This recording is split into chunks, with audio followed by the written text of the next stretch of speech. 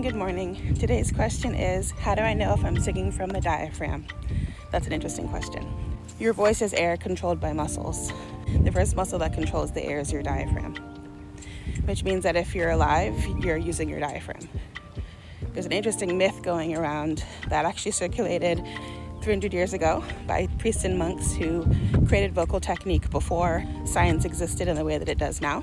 And most of vocal technique now is very scientific because we can actually look at pictures and videos of people doing things live, which gives us the tools to understand questions like how to sing from the diaphragm.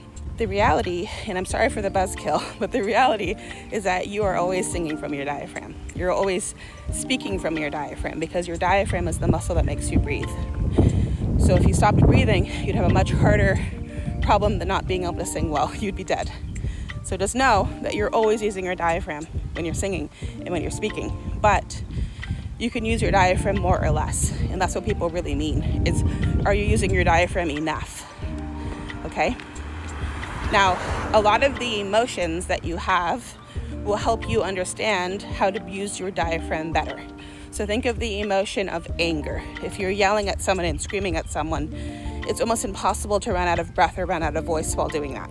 Or if you were very, very excited, you could yell and scream and be excited until you felt done being excited. That's a really good example of using the diaphragm. Now think about the way that your diaphragm feels in those situations. It's kind of pushing on the top of the rib cage and pulling the air and pushing the air out for you and stabilizing and creating a specific force that allows you to be able to scream and be excited or be angry and scream and so forth.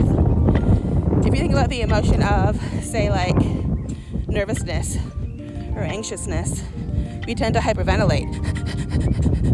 Okay? Your diaphragm is not really moving up and down enough to make your voice sound good singing if you feel nervous. So the trick would be you have to actually sing like you have a different emotion than you currently do.